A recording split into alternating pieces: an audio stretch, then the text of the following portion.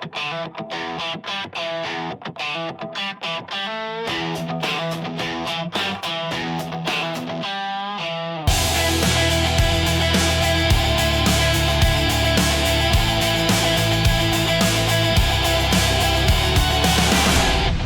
to the All Access Entertainment Podcast. I am your host, Joseph Bruen, and here this week it is a treat, a delight, a pleasure to have one of the legendary figures in the world of professional wrestling, the man behind the mic. We've seen him in the WWF, the WWF.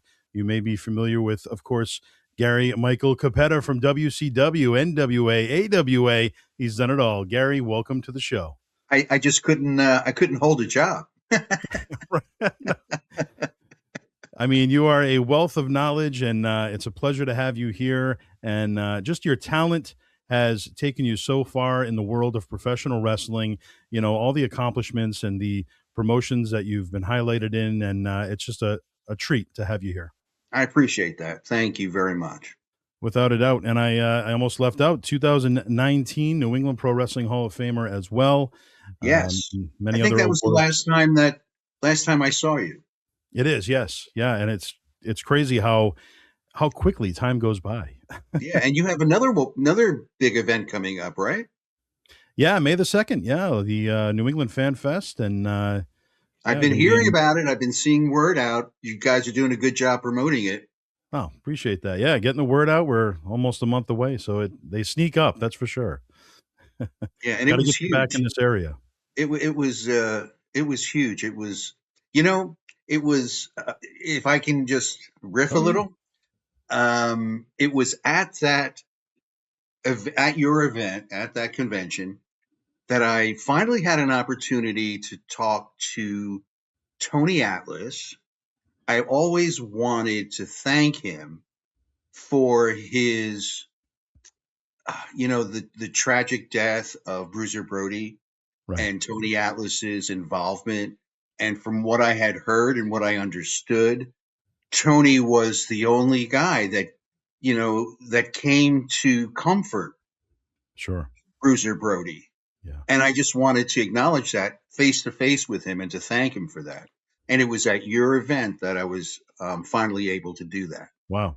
I'm glad you had that opportunity. And yeah, I mean, if you think about that, the wrestling world, a lot of we call each other brothers, but in that scenario, there really was nobody there for Bruiser. And, thankfully, Tony was.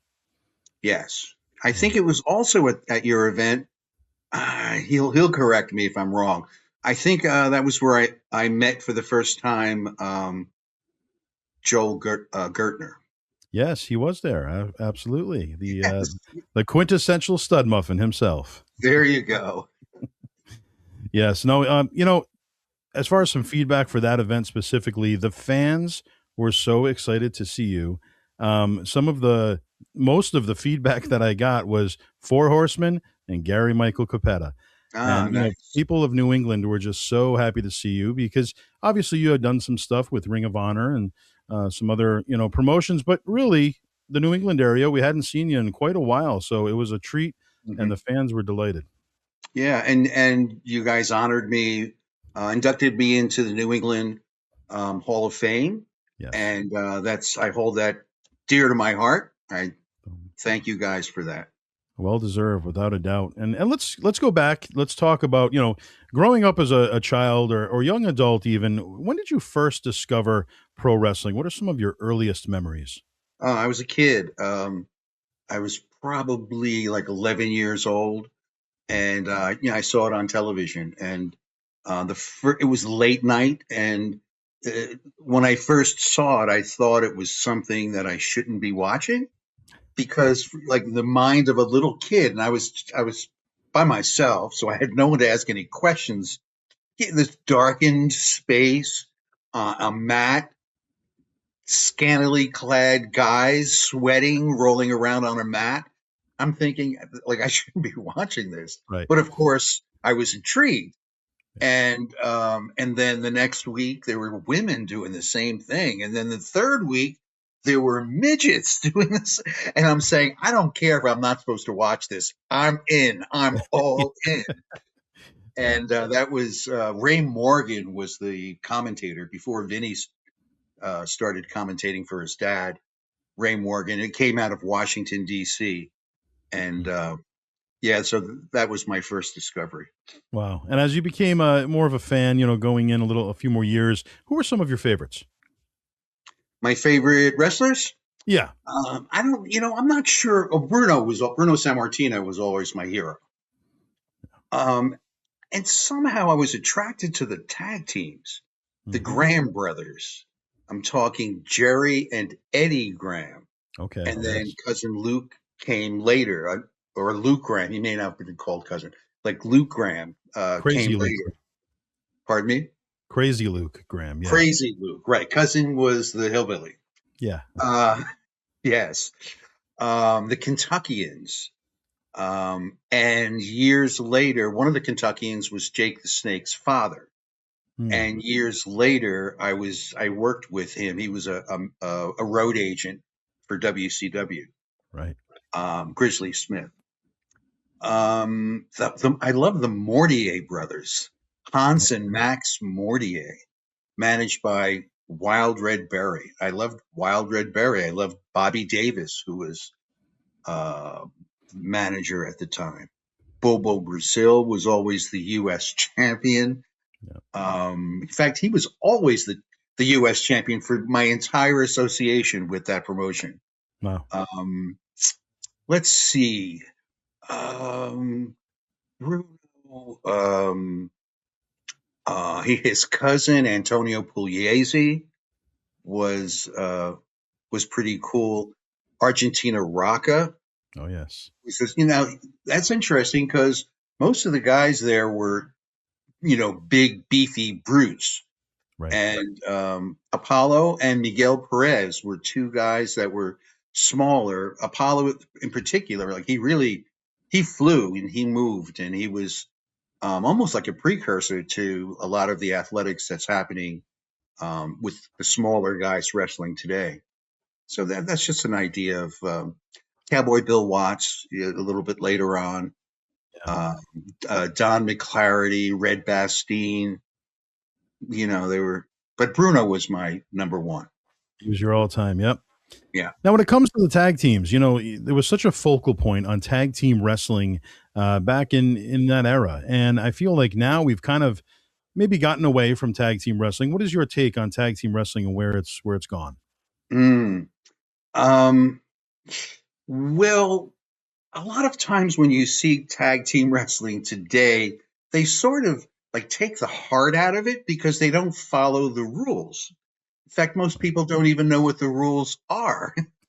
Most times when you see a tag team match today, there's no tag rope. You're supposed to hold on to the tag rope. And the only way you should be able to get into the ring and exchange positions with your partner is by tagging hand to hand. No Right. slap on the back. What is that? That if you make it too easy, and your feet, if you're on the outside, your feet have to be on the mat. You Yeah. can't be on the bottom rope and reaching over. Right. That breaks the rules because if you take if you take those rules out of things, if you're not holding on to the rope, if you're not standing on the mat, if you're not tagging hand by hand, you're making it too easy to get in. The idea is it's supposed to be difficult to get into the ring when your partner is in danger. And Exactly. he's Yep. supposed to try to get to you and get to you and get to you. And then they pull him back. But if you break those three essential rules, you have gutted the art form of tag team wrestling. Yes. So that's my and if you get in the ring and you haven't tagged, my other issue is the evolving role of referees. The referee should take you and put you back outside. Yeah. He should have some authority because you didn't tag and you Right. didn't tag legally. Yeah. So Yeah, it's boy, you know how to get under my skin. But yeah, there are essential elements to create drama in the match. Sure. Now, when was there a certain point, a specific moment where you said, you know what, this is something I want to do from an announcing aspect? When did you realize that you had such a great voice? I mean, you have become one of when I think ring announcing in professional wrestling, you have one of the greatest voices and most recognizable voices. You hear your voice on a VHS tape playing or a DVD and you say, oh, that's Gary Michael Cappetta. I mean, instantly. When did you decide to use that strength? I never decided to use that. I didn't know I had an announced voice. I never tried to get into wrestling. I never thought about getting into wrestling. I was just at the matches one night and they didn't have an announcer. And I volunteered just because things were slow. Like the promoter would announce Willie Gilzenberg, and Wow. he would be in the box office, and then he would shuffle up to the ring. He would make the ring introductions. I don't think he ever even got in the ring. And then he'd go back to the box office. At the end of the match, the bell would ring, and we'd have to wait Mm. for Willie to come up the aisle and announce the winner. Right. So after the second match, I don't know what possessed me. I bought a ticket. I was sitting like in the second, third row, and I volunteered. I said, "If you want, I'll announce them." He said, and he looked at me. I had t-shirt and jeans, and he said, "All right." He said, "But you can't get in the ring." He said, "You sit down here at the table." I guess he thought, "Great, because now I don't have to do it." Right. And yeah, so I had no, I didn't go after any position. I mean, as it turns out, obviously, not athletic, so I was never going to be a wrestler, and I wouldn't want to take the abuse that referees were taking. So it did turn out to be like a good fit for me, but it was just by chance. And did you have any interactions with, or obviously you had interactions, but what were your interactions like with Vince McMahon Sr. in those early days of the WWF? Um, well, he wasn't present, Okay. when I was working, except 2 years into, I worked with the WWE for 11 years, Yeah. and from 1974 to 85. Yeah. And in 1976, I started doing the weekly television show, the A Show, which was Championship Wrestling. And then I think about a year and a half, 2 years later, they switched me over to the All Star Show. Um, and so for 8 years, I did WWE TV. And that's when I would see McMahon Sr. I didn't have all that much association with him. There was my most memorable one was, there came a time when in I was like 1979, and I became ill. I had contracted hepatitis, and I was on my back from September into January. Wow. And I would just lay there and I'm just saying, like, what would I have been doing with all this time? It's just, and I'm saying, I was announcing and I'm saying, you're doing this for like $25, $40 each time. TV, I think maybe they were paying me $60 for 3 1-hour shows, which means every hour that you saw on television, I was getting paid $20. Yeah. And so I said, you know what? I need to make more money, or this is a lot of my time that's being used. So I went when I recuperated, and Gorilla Monsoon, who was the guy that got me into wrestling and who I worked for, like he was my immediate boss. Oh, okay. So I didn't. So anyway, so the next time I went to the TV, I worked myself up, and I'm saying I'm going to go in and I'm going to ask for a raise. And I'm saying, what could he say? Like, how could he justify this amount of money for what I'm doing? And I had come up with all the different things that he might have said. and what my response would be.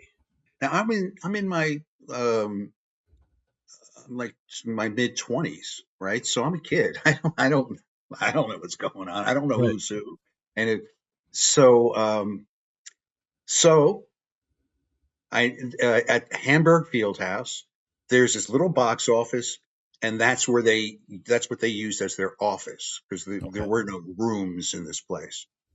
So I knock on the door, and I also didn't know at the time that no one ever asked for a raise. I mean, like nobody, like even the headliners wouldn't ask for a raise. Wow. They were just happy to get what they got. Sure. What did I know?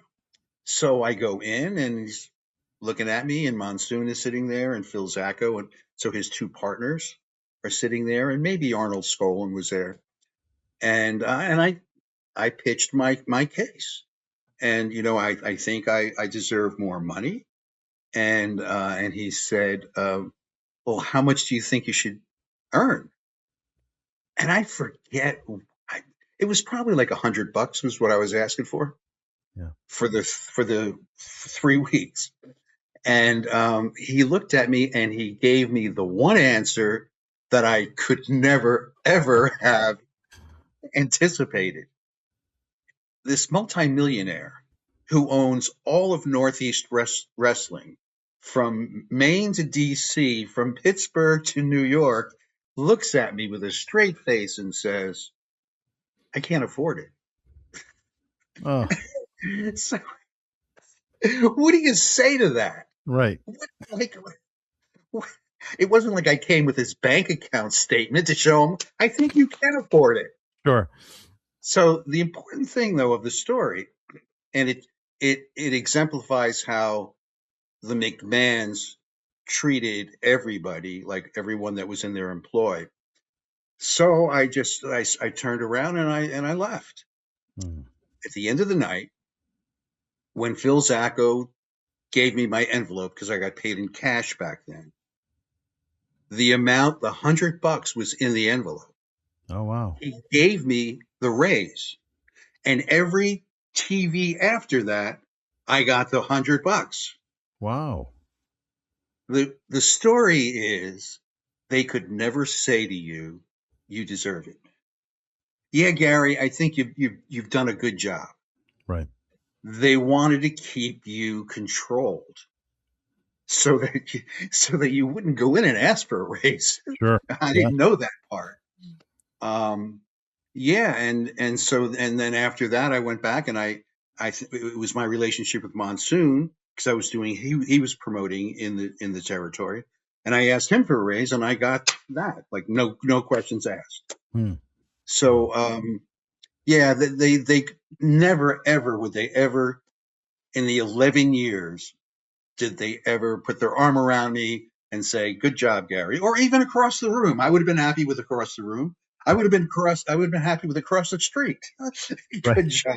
You know, never. And if you watch all of the TV that I did, the commentator never mentioned my name Hmm. ever, not once.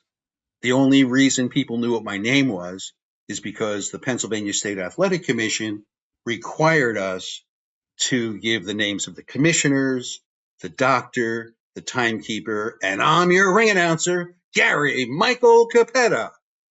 And then he was never mentioned again. You saw Hmm. me, but you didn't. And if they needed to refer to me, it was, yeah, the announcer. Yeah. Yeah. Wouldn't give you a nod. So it became very different, years later when I was with the AWA and WCW and the NWA, but not in that shop. Did you have a preference working for all those companies when it came to just day to day, behind the scenes, backstage atmosphere? Was there one that you favored over the others? Well, it was very different because all of the years that I worked with WWF and in the 80s when I worked with Vern Gagne and Jim Crockett, I was teaching school. So I was moonlighting as an announcer. It wasn't until 15 years into announcing in 1989 that I started full time and went on the road. So I loved being on the road. I loved the travel. So Yeah. yeah, that would be my preference. My years with it was 89 into 95 working with WCW. I And those just liked early, for you, those early days of WCW specifically, any memories that you can share working with Gordon Soley? Gordon. I love Gordon. He was the guy that whenever I'd get frustrated about something, he would be the guy that I would go and talk to. So if he was on the he would was only on the road when we did like specials or TVs, and so we'd go back to the hotel. I'd go to his room. He'd take out his little bottles from the airlines, Yes. the vodka or the like, line them up, and we would chat. Yeah. Um, I visited him, at his home in the Tampa area, and he actually lived on, I think it, I don't think it was street, I think it was way, Gordon Soley Way. Oh, wow. They Okay. named the street after him. Wow, that's fantastic. That's how much of a big deal, Gordon was in Florida. Right. And when it came to the crowds, the audience obviously is the most important part of the show. If they're not satisfied, what are we going to do? So when it came to the audiences, and they started getting bigger and bigger into the 90s, what were your thoughts on, you were there with the territory time and now you see the crowds growing even larger, where the business had come from that time Um, period. well, I'm going to correct a little bit of that. We were drawing 19,500 people in the Spectrum at Philadelphia, Yeah. in the late 70s and early 80s. So Right. that they weren't the first large crowds that I had. In fact, um, my favorite series to introduce when I was with the WWE was Superstar Billy Graham was the champion, and Bruno came back for his belt. Yeah. And we had 3 consecutive sellouts, 19,500 people in in Philadelphia, Wow. and it was like maybe every other month, or I'm not exactly sure what the dates were. Like it was like September, November, January. 19,500 people. It's They had impressive. sold out so far in advance that Vince had um, pre pre-purchased display ads in the Philadelphia Inquirer. And for the last couple of Sundays before the last show, he ran his ad with a banner across it that said "sold out." Ah, Thank you for coming. We'll be back. And then he gave the next date. hmm. Yeah, I mean, so um, I was, and then also at the Meadowlands we had some larger crowds too. Not just with WWE, but also with Pro Wrestling USA. Jim Crockett and Vern Gagne combined forces and had shows there. So yeah, I mean, uh, it didn't change so much of what I did. I was still communicating with the people. I think folks don't have a complete idea of what the responsibilities of a ring announcer are, or how important a ring announcer could be. Yeah. It's not just speaking and giving information. Well, there's a lot of different things. Yeah, absolutely. Yeah, I was a ring announcer for almost 15 years, and a similar scenario. I just kind of fell into it. I was there with Cox Cable filming the show, and the ring announcer didn't show up, so it kind of fell into my lap. And Hmm. always had a passion for it, wanted to do it, just had no idea how to get into it, and it just happened. And obviously, I didn't make it to television or anything, but just to do it on any level for that amount of time was just a ball, and something I cherish those times. Yeah, the key is to do it. Yeah, Like the more that you do it, the better you're going to get as far as the delivery side of things. sure. Um, because I was always when I was with WWE, because I was always there, and I was the only um, TV ring announcer that did any kind of traveling. Yeah. There was no one else, and there was no other. There were no other promotions, right? Right. So if you're the regular announcer for the only promotion in town, there's no one else that's going to have an opportunity to get out and learn the craft. Yeah. So I sort of had the field monopolized. Sure. Me and Howard, and there was probably up in New England. There was, I think Howard. I think he came from, was it New Haven? I think that's where he started Yeah. announcing. They discovered him in Um, a theater there. yeah, I mean, so between the two of Joe McHugh was the other TV announcer back then, but he didn't travel at all. He Right. just, and the reason that we switched shows was because they moved the Philadelphia show that I did, the A show, to Allentown, and that's where he lived. Hmm. So that was why I started doing Hamburg. He didn't have to travel the 40 minutes west. Makes So sense. I had everything monopolized just by being there. Right. And I feel like back then it was almost more impressive to sell a show out with 19.5 because, back then there was no social media. You didn't have as much exposure on all the as many television networks or, outlets that they have now. So to sell out back then was a big deal. Yeah, and there are pluses and minuses. I mean, there on the other side of things, there weren't that many, as many as today, competing entertainment forums. You Right. know, the TV was, you had maybe 11 stations, and including your locals and PBS, and you didn't have cable. I mean, you didn't have um, pay per view. I mean, that didn't exist. Right. So, so therefore, we had huge ratings because there were just a limited amount of things that people could watch on TV. And, and sometimes I wonder, like, without the internet, even like I'm a big concert goer, I love to go to concerts. And I sit and I wonder, how did I know that so and so was going to appear in that club or that theater back then? And I think the answer was, you would just buy the Sunday paper Mm. and and go to the entertainment section, and they had, the display ads, Yep. or you would get the free weekly. If you lived in the city, you'd pick up the free weekly, like the Village Voice in New York, or Yeah. the city paper, whatever it was. So there also were less options. That's Sure. my point. And those 11 years working for the McMahons, what would you say was your greatest takeaway from that time period? My greatest takeaway. You mean now as I look back, or when I was leaving? I guess looking back now.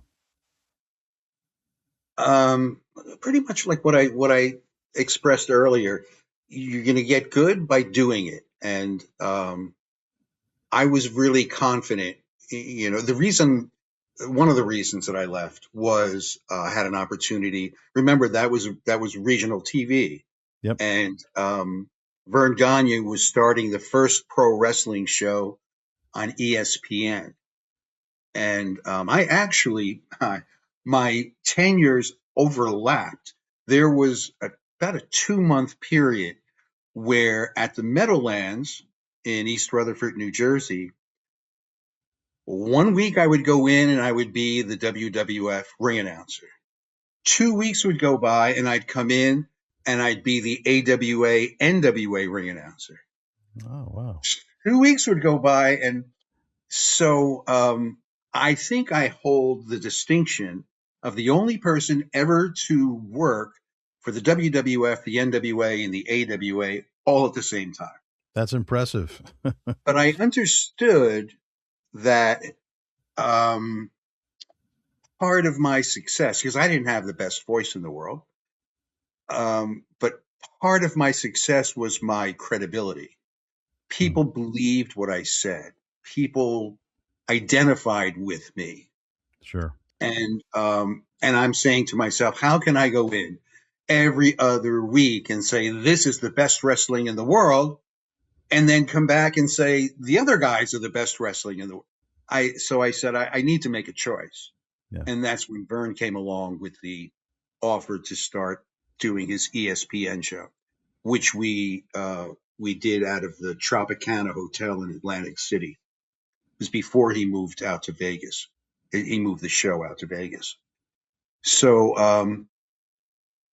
yeah, and so at that moment, my takeaway was I want to do national TV, Yeah. not just the regional. And I What? love wrestling, so it was still in wrestling. Sure.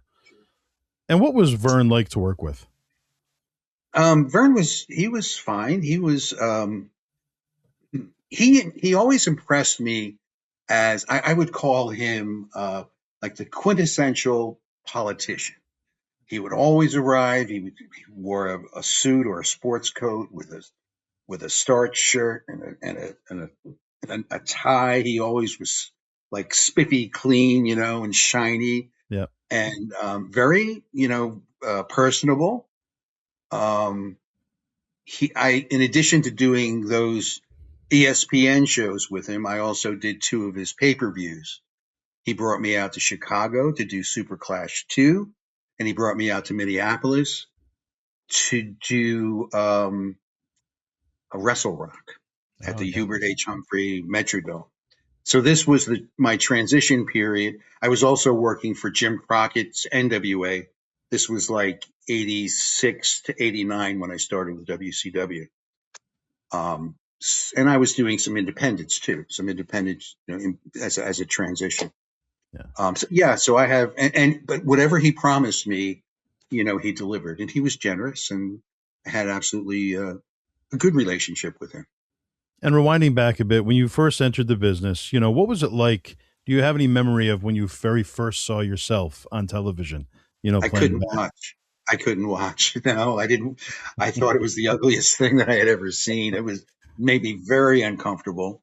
Oh, Um, it also made me uncomfortable. Um, the TV, it made me realize how strong TV was. When I first appeared on television, it was on, it wasn't even on a network, it wasn't on ABC, NBC, CBS.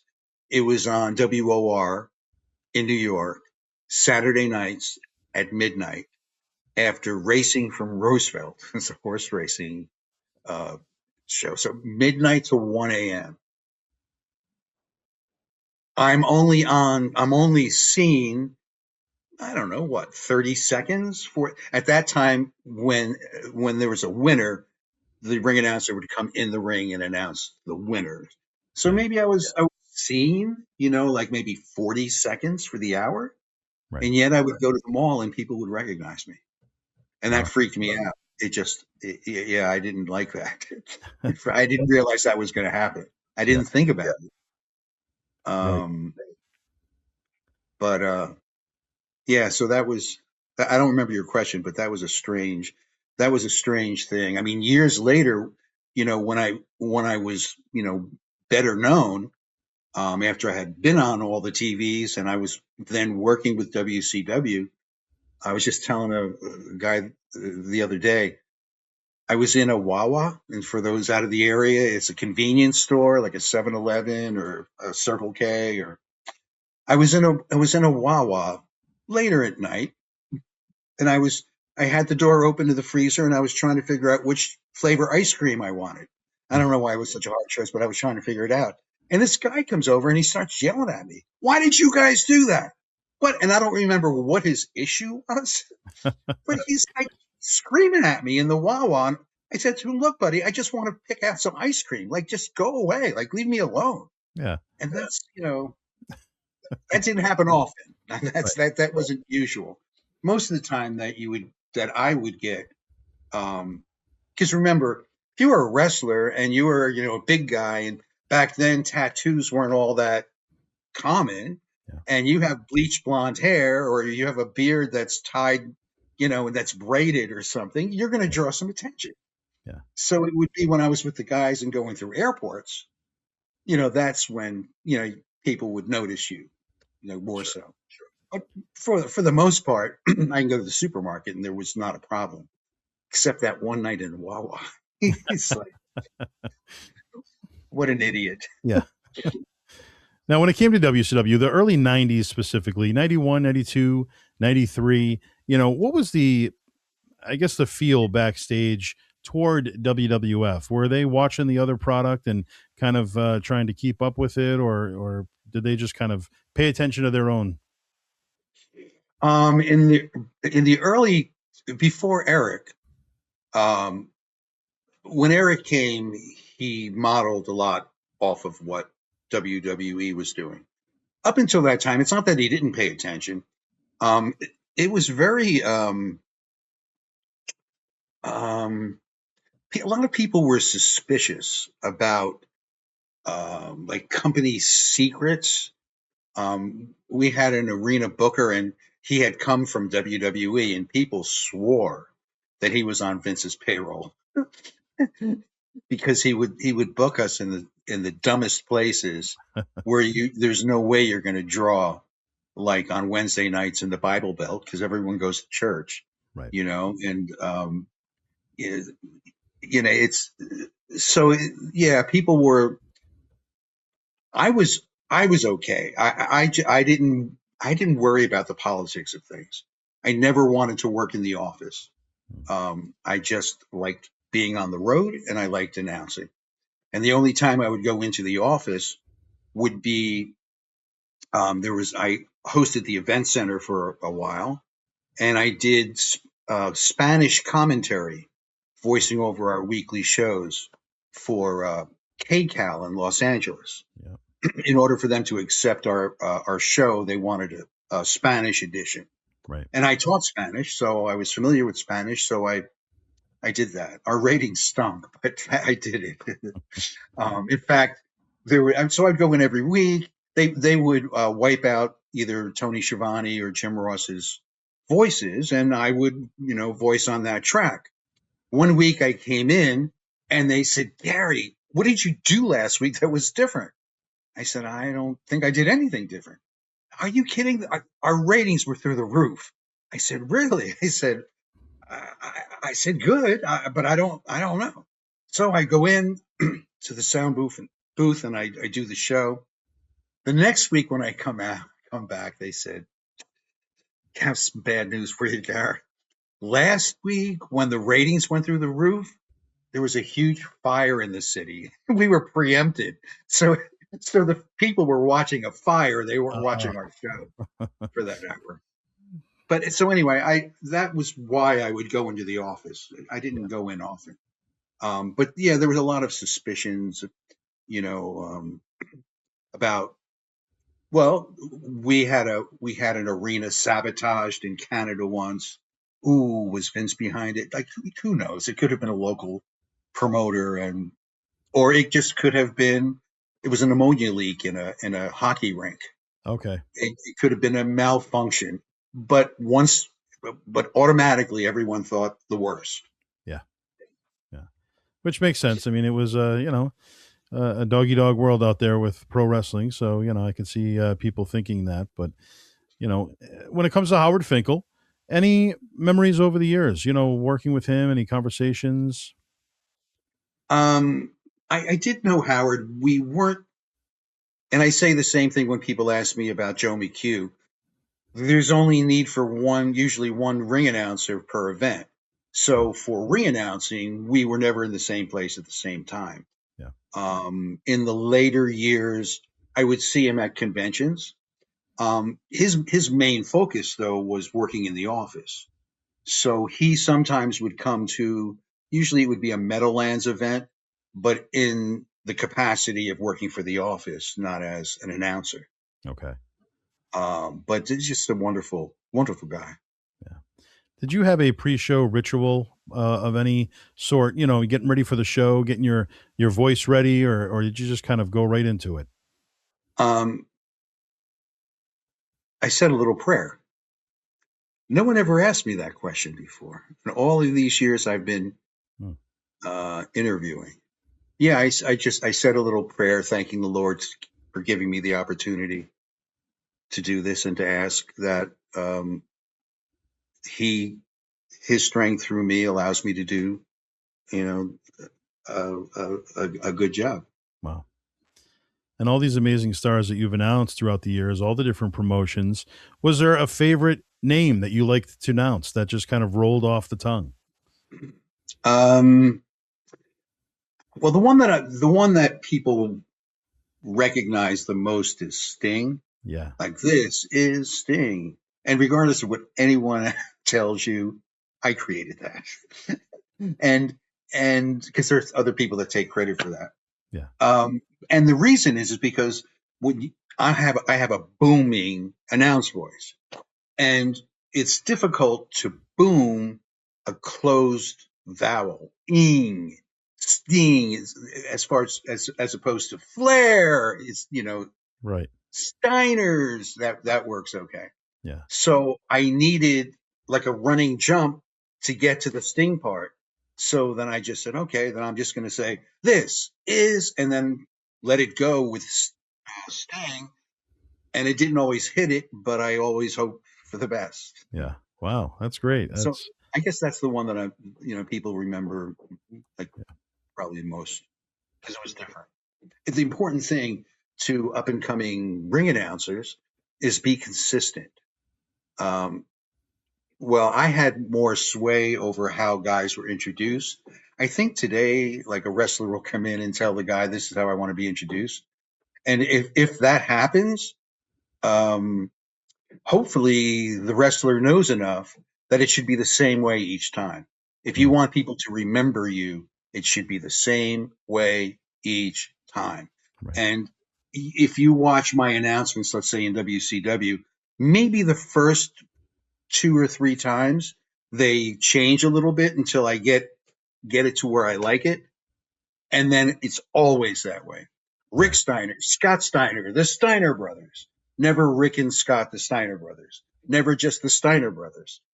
Like it should be the same each and every time, so that when a fan is looking at, let's say, a picture of a wrestler, they hear that announcement, they hear that voice, Mm, and if it's pounded into their head. And if you look at like so many other things in entertainment, it's repetition, repetition, repetition. right. That when you find the right formula, when you find what works, you just need to, because people are comfortable with that. Yeah. They're familiar with that. So, and that's what you want to try. And during your time in WCW, who would you say was most helpful or just nicest to be around, backstage? In WCW, Yeah. you know, that's difficult because there was so much change in personnel. Like Right. there wasn't any one person who was there for the like for the for like 2 or 3 consecutive years or 4 consecutive years. At one point Tony Schiavone left and went to WWF, and then he came back, and then another time Jim Ross left, and I guess he didn't come back. Now, not when I was there. Yeah, so there wasn't, and then Booker wise, you had Jim Hurd and Dusty and Bill Watts and then Eric, and so there was not any consistency Mm, there. yeah. And all the promotions you've worked for, if you had to pick three, it may be difficult. What would you say are three of the top matches that you've witnessed? I always break that down into, and we already covered one of them. Um, Two series. One in WWF was the Bruno Superstar Billy Graham series. Yep. Philadelphia Spectrum, 3 shows in a row, 19,500. Yeah. In NWA WCW, it would be the three. It also happens to be the 3 match series between Flair and Steamboat, Mm, which was Chicago, New Orleans, and Nashville. They were I felt like it was like very prestigious. You know, I, they were exciting, and they were, you know, one match might have been better than the other, but Yeah, they were all high quality, wrestling matches. absolutely. What would you say is your greatest challenge been in the wrestling business? Um, Really, the only challenge would have been when I stopped doing the ESPN show because Vern moved it to Vegas.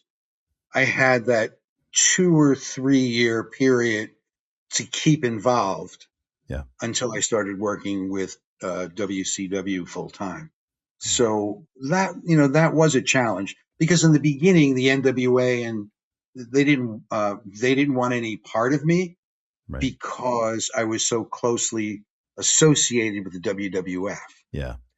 And it was just, in fact, because they had come in. It was Pro Wrestling USA actually, and they had booked in the New York boroughs, I think 4 consecutive nights, like in Brooklyn and Staten Island and Queens, and they used the local promoters who had promoted with the McMahons. Mm. Now the McMahons didn't need these promoters anymore, so Gagne and Crockett and their representative aligned with these guys. So they all knew me from working with WWF, Yeah. and they all booked me for these Pro Wrestling USA shows. Before I ever worked, this is the first time I never had worked for Vern. I'd never worked for Crockett, and I guess I have to assume that the representative for Crockett and Gagne, would call into them how are ticket sales going and check in on the progress. And do you have a ring announcer lined up? And they said, yeah, they thinking this is a good thing. And they said it was Gary Michael Cappetta. And he told them, no, we don't want him. We don't want him because he's too closely associated with the WWF. Mm. So one by one, they canceled on me. Oh, This is how I put this all together because it was like in a very short period of time, 3 of them canceled on me. For some reason, the fourth one didn't. Maybe he didn't have that conversation. Maybe I don't know. And I knew that I wasn't welcome, but I showed up. And by the end of that night of that show, the Pro Wrestling USA guy, he saw my interaction with the fans. He saw what I do. He saw that then as a positive, and he wound up taking me out to dinner at the end of the show. So wow. That's great. yeah, I went from zero to hero. Yeah, full circle. That's awesome. Now, when it comes to entertaining the fans and meeting the fans one on one, you've met so many fans over the years at the shows themselves and obviously conventions. What's it like meeting the fans? Any interactions that stand out over the years more Ooh, than the other? it amazes me how much people remember, like detailed, Yeah, and they expect me to remember these details. It's like no, like I may not even remember being in a certain city or a town, and it's not because it's not important to me. It's just I've been in hundreds and hundreds and hundreds and hundreds of cities and towns, and I've announced tens of thousands of wrestlers. So and across 7 countries. So yeah, their knowledge and their memory is amazing to me. yeah. Sometimes you'll get an interesting story. Um, for instance, I had a kid come up to me at a wrestling convention, and he said, I never was able to stand in front of my class and give a book report or give any kind of, report. He said, and then when I was watching you, I'm looking at you and I'm saying, he looks ordinary, which is part of my appeal. I'm an every man kind of guy. Yeah. So if he can do it, I can do it. Yeah. And he became comfortable in talking in front of people.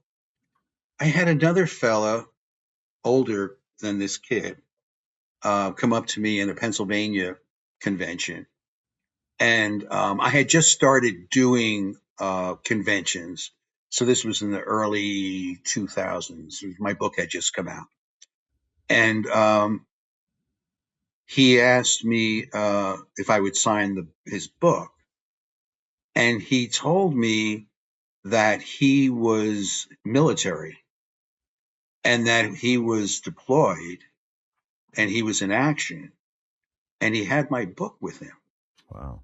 and he was reading my book to try to distract himself from all of the mayhem that was going on, Wow. whenever he could. That's So you special. you never you never know, you never know how you're affecting someone. And your book is one of the first wrestling related books that I ever purchased. And it was probably, I don't know, maybe around 2004 or so, was the first time that I got my hands on it. And I met you at a Ring of Honor show. And that's where I got that. And, Body Slams, Memoirs of a Wrestling Pitchman, is a great read. And I encourage any of the fans who haven't picked one up over the years, grab one because it really is. And how did that come about? When did you decide, you know what, I'm going to write a book and tell my story?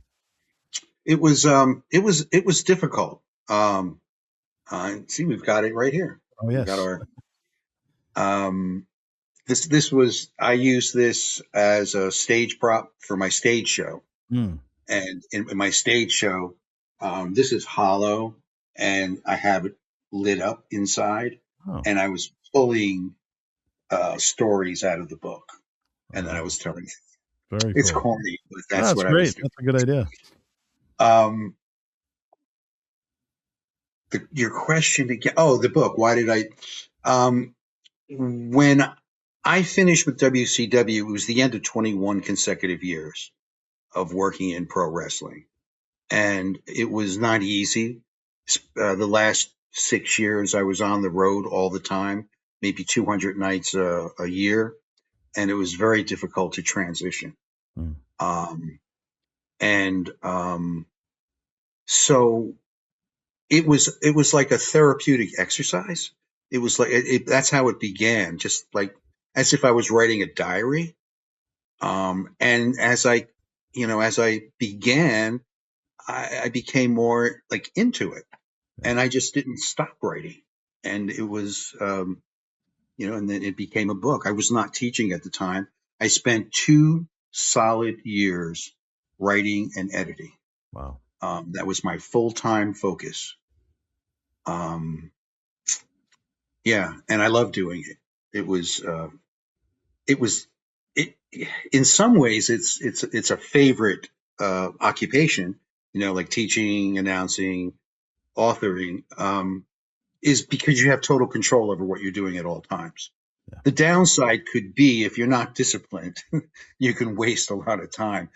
And as someone who has a tendency not to be disciplined, to this book, I was disciplined.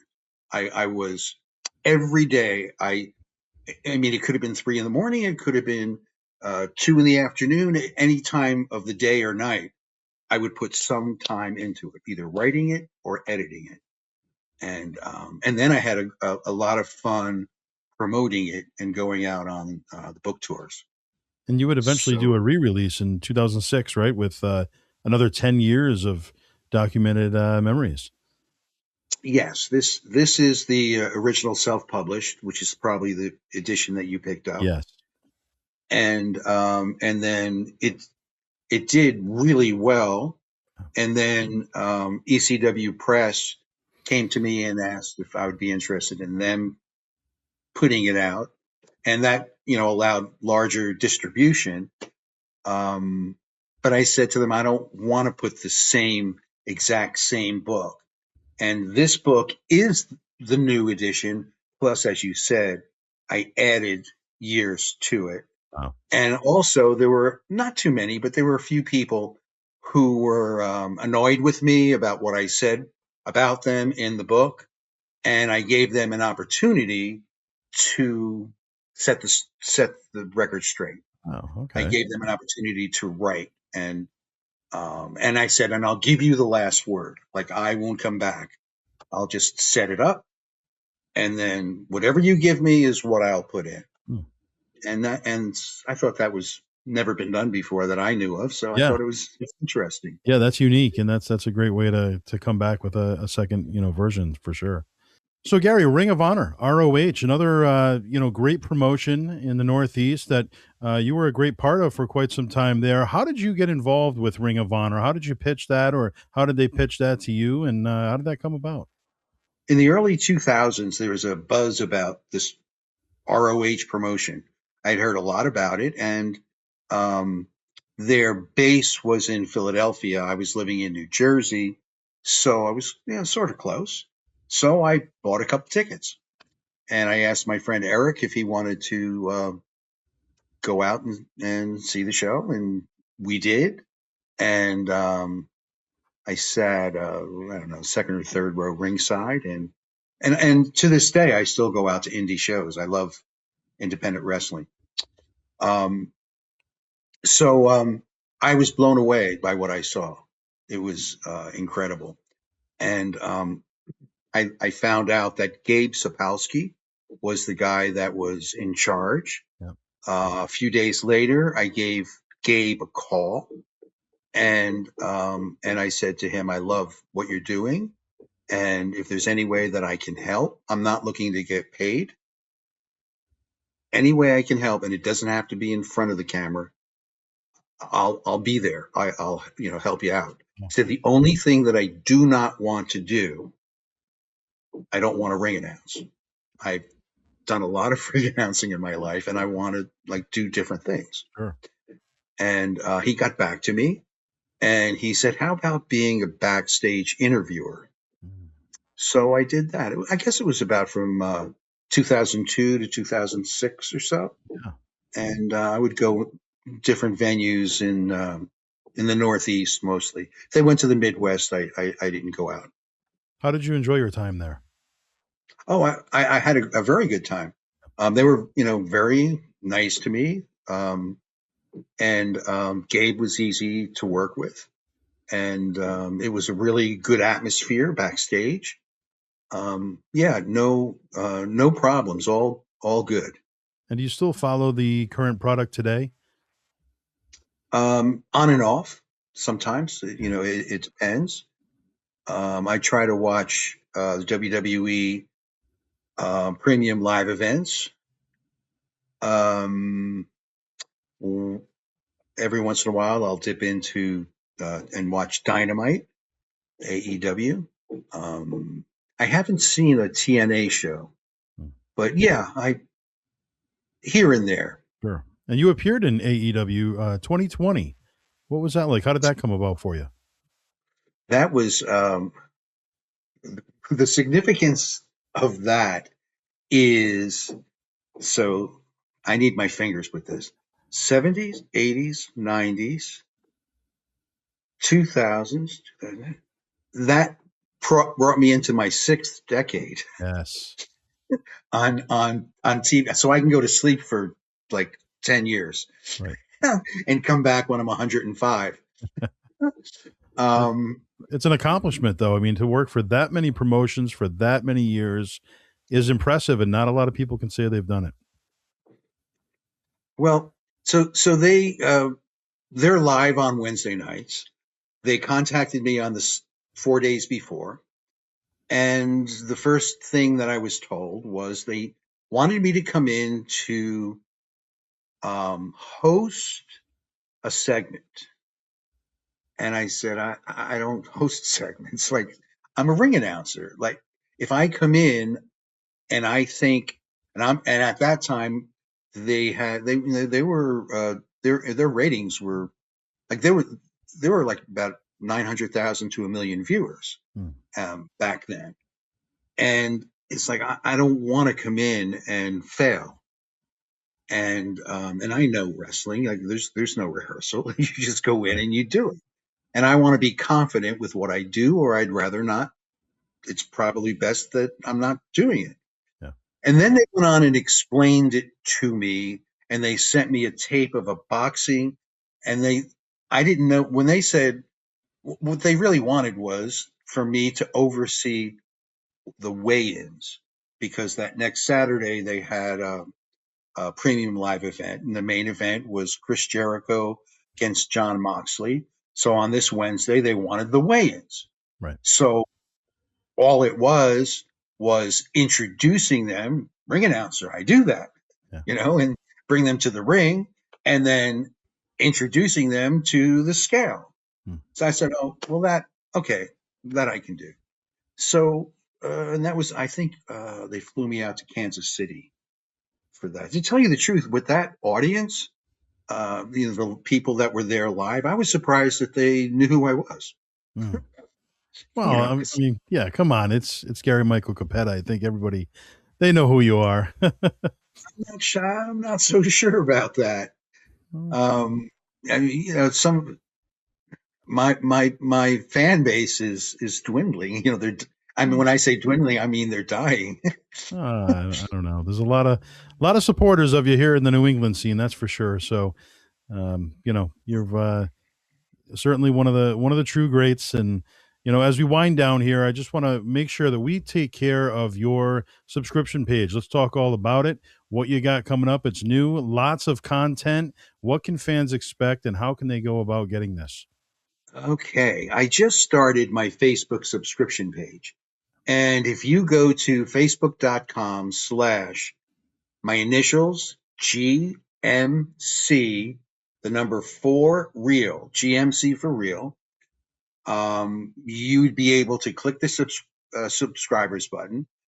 And I am creating content that's not seen on the free page. No. And it has a lot more of my opinions. I do videos, like we talked earlier about tag team wrestling. That will probably be a rant that you know, I don't give a whole lot of opinions on my free page Sure. because it's just too much of a headache. It's Yeah. like I don't, there will be people that will argue with me over what happened in a circumstance where I was present. Right. I was there, I saw it, Yeah. but because they read something different, or because they saw some kind of a shoot interview, Yeah. or an interview like this, and whoever was involved is giving their version of it, whether they're not remembering correctly or whether they have a reason to shade the truth, Right.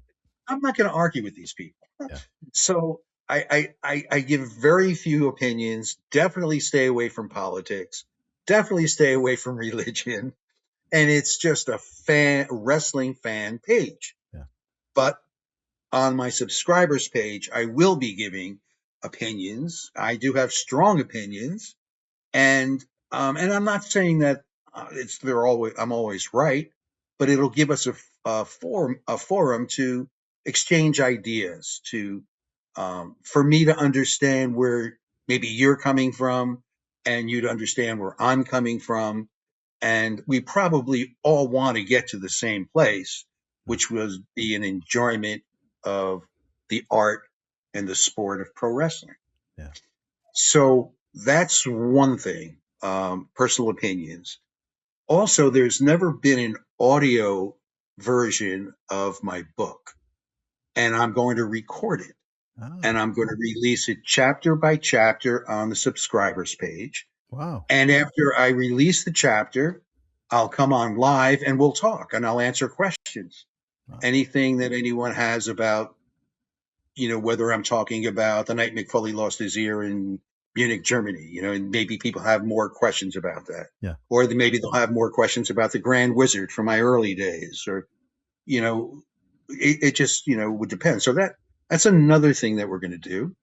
I'm also going to do a deep dive of it's sort of like not so much of an interview as a chat with referees, promoters, um, other announcers to get into like granularly, like what do you do? Hmm. I want to know. For instance, I have some friends who were job guys, enhancement talent, whatever you want to call them, back in the height of Hulkamania. Yep. Who called you? When you got to the arena, what happened? Did you talk with the guy that you were wrestling in advance? Tell me about some of those experience. Yeah. The guy that put together the DVDs for the Ring of Honor editing. Yep. I want to get like, how do you choose how do you select what show the people, and why do you package it this way, and like real deep dive granular stuff. Yeah. So we'll do some of that too, and then there'll be some oh god, wrestling like reels from like matches from I just put one up from 1931. Wow. It was Jim Londos match, for the real purists. Yeah. So there's something for everyone, and it can only be viewed by I put something up about the DiBiase fraud case. Mm. See, that I wouldn't go there on my free page, Right. because people prejudge. And look, the guy was acquitted. He was just found not guilty. Yeah. After. So yeah, I mean, some people can be pretty cruel too. What they don't realize, and maybe they don't care, I don't know, but the only time I'll monitor and like delete or hide a comment is if it's cruel or crude.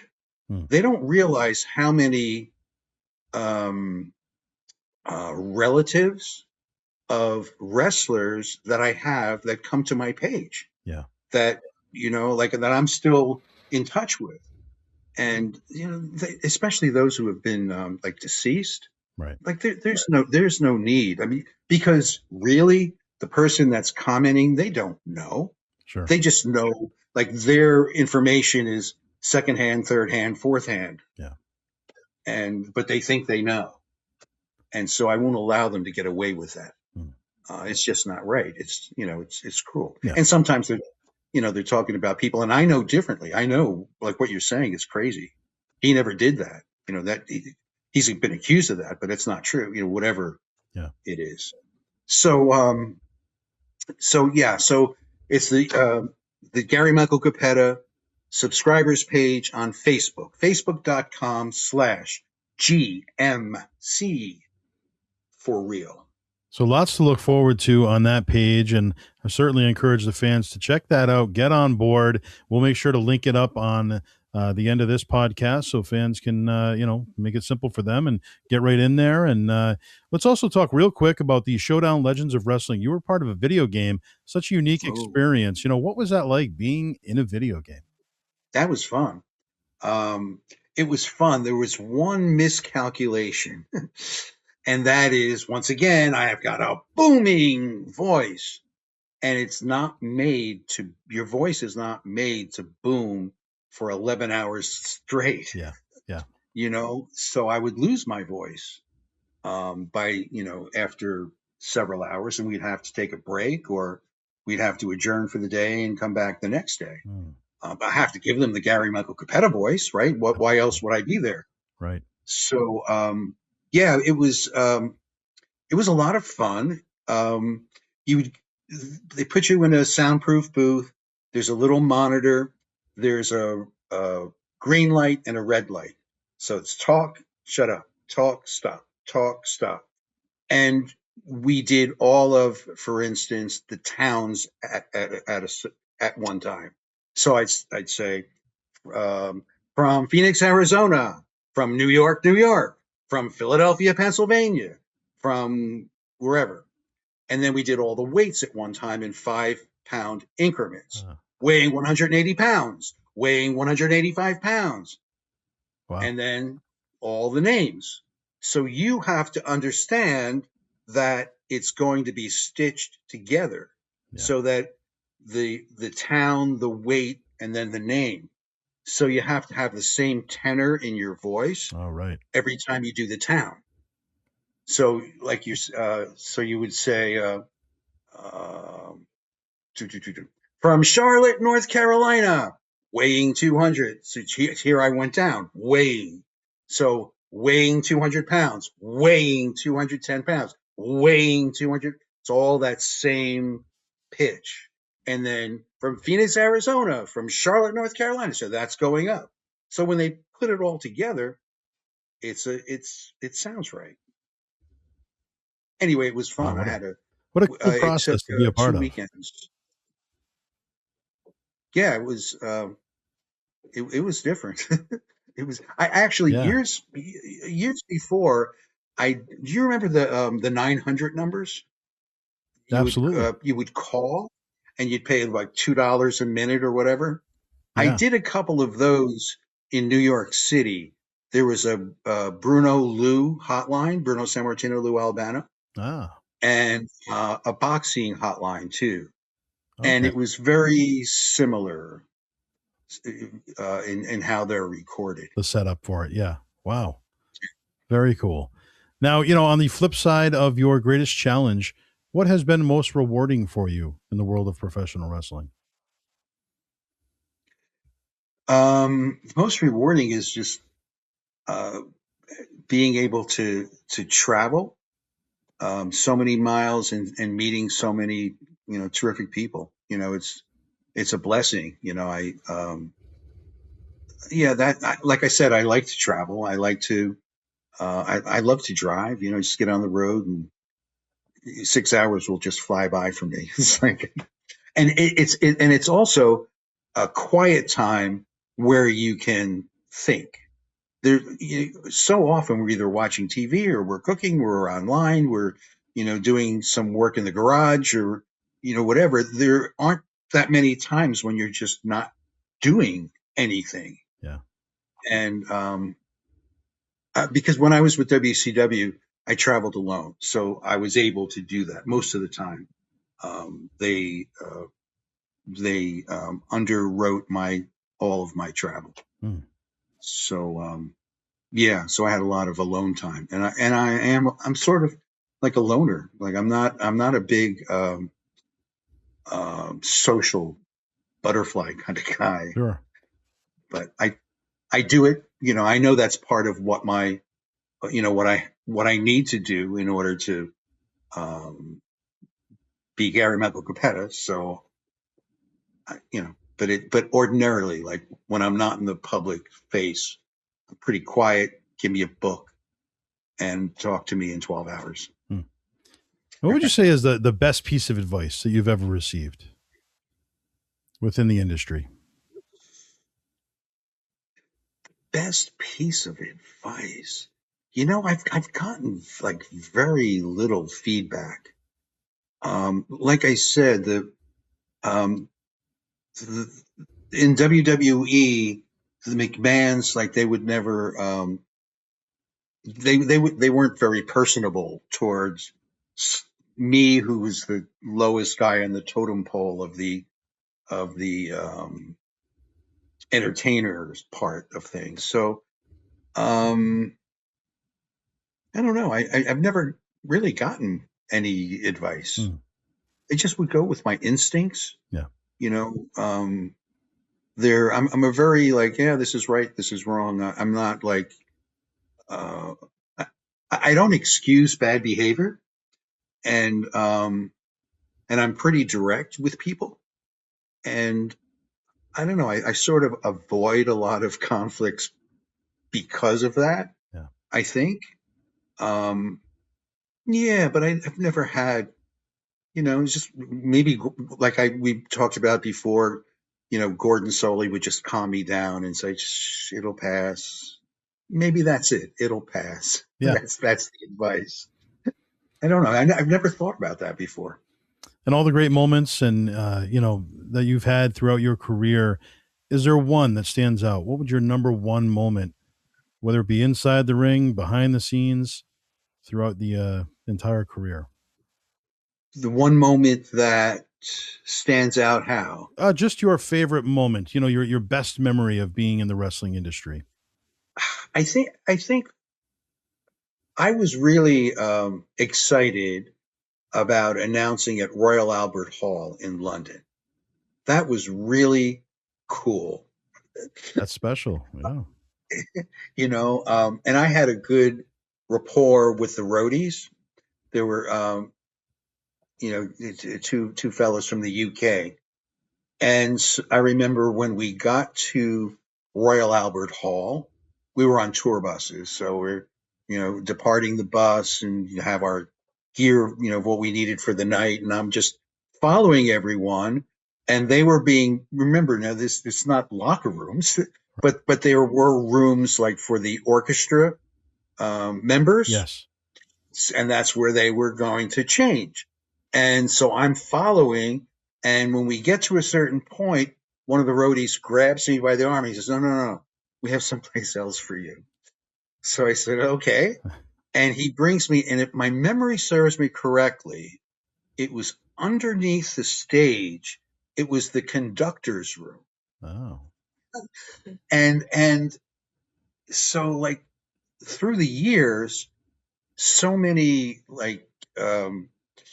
talented and well-known conductors have, been there. Yeah.